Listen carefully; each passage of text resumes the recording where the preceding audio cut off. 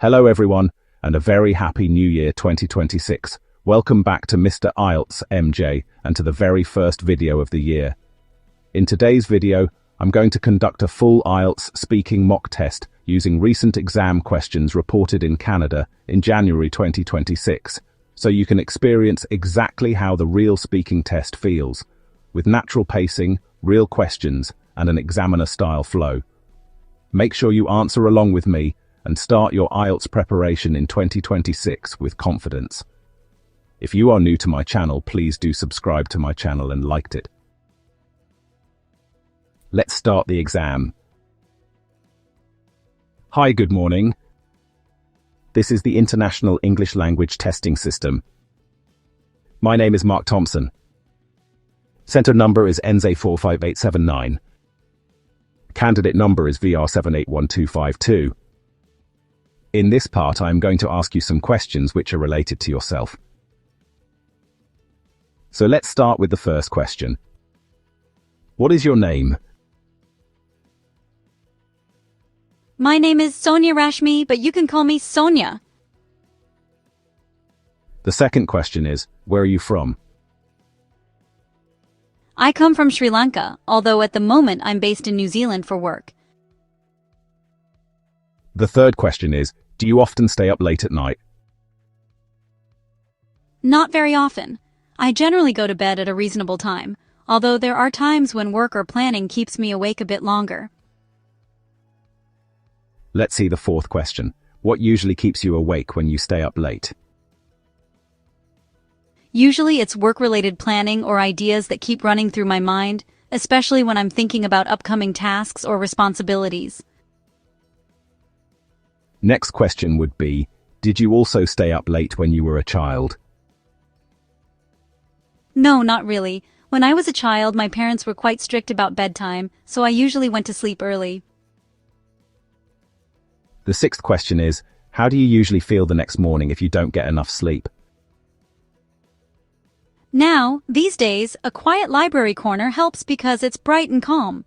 I usually sit near a window and keep my phone in my bag.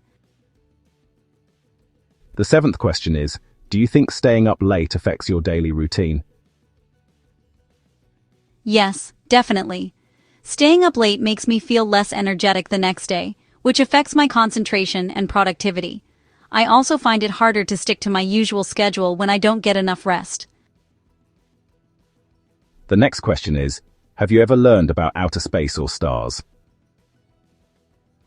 Yes, I have. I've always been fascinated by astronomy, so I've read about planets, stars, and galaxies.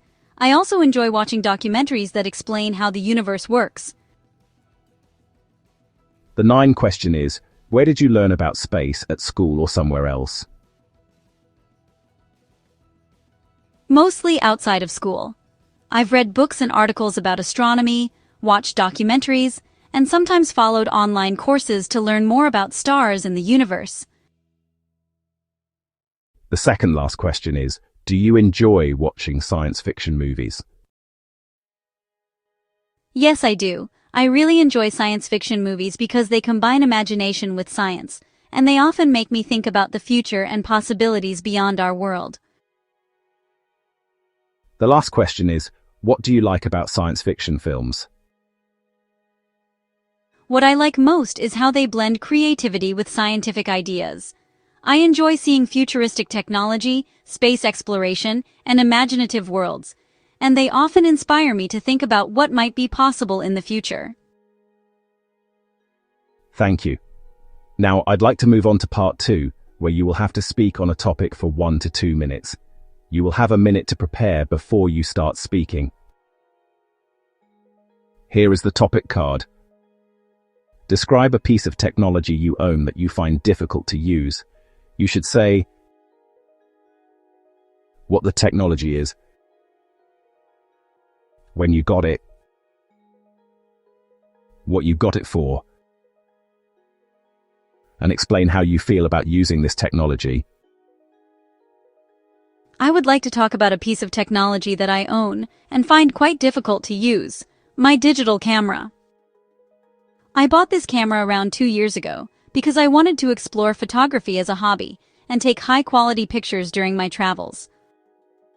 At the time, I was really excited about capturing moments in a professional way, rather than relying solely on my smartphone. The camera itself is quite advanced, with numerous features and settings that allow for manual control over exposure, shutter speed, and focus. While these functions are fantastic for professional photographers, I often find them overwhelming. Every time I try to adjust the settings, I end up feeling confused, and sometimes the pictures don't turn out the way I imagined. Even simple tasks, like changing the ISO or balancing the white light, require me to constantly refer to the user manual or watch online tutorials. I use the camera occasionally, mostly when I travel or want to capture special occasions. Although I enjoy the end result when I manage to take a good shot, the process itself is often stressful and time-consuming. It sometimes discourages me from using the camera as frequently as I would like, and I often fall back on my smartphone for convenience, even though the quality is not comparable. Overall, I have mixed feelings about this technology. On one hand, I appreciate its advanced capabilities and the potential it offers for creativity.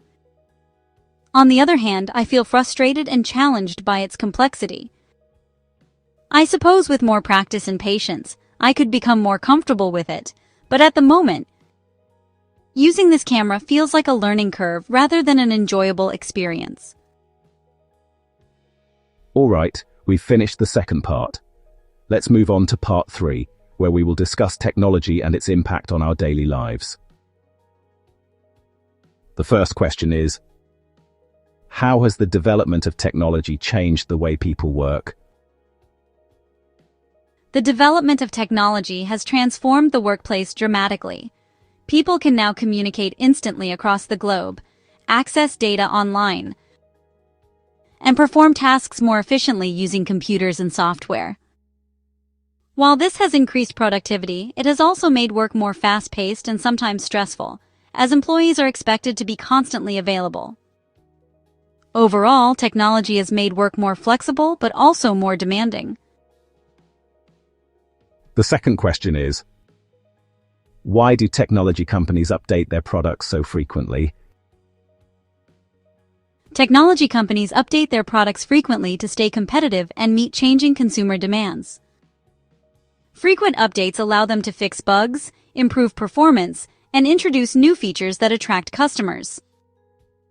Additionally, regular updates encourage people to buy the latest versions, which increases profits for the company, and introduce new features that attract customers. Additionally, regular updates encourage people to buy the latest versions, which increases profits for the company. The third question is, do you think people feel pressured to buy the latest technology? Yes, many people feel a strong pressure to buy the newest gadgets, especially smartphones and laptops. This is partly due to advertising, social influence, and the desire to keep up with trends. Even if their current devices work perfectly, some people feel left behind if they don't own the latest version. The next question is, should everyone learn how to use new technology? Why or why not? I believe it is important for everyone to learn basic technology skills because so much of daily life now depends on it, from banking to communication. However, not everyone needs to master every advanced feature. Basic competence is usually enough. Learning technology also helps people stay independent and adapt to future changes. Let's see the second last question. Do young people find it easier to use new technology than older people? Generally, young people do find it easier to use new technology because they grow up surrounded by digital devices and are more comfortable experimenting with them. Older people, on the other hand, may struggle initially and require guidance. That said, with patience and practice, older adults can become proficient too. Thank you for watching until the end. I hope this video helped you feel more confident about IELTS speaking. Keep practicing, stay focused on your goal, and I'll see you in the next lesson.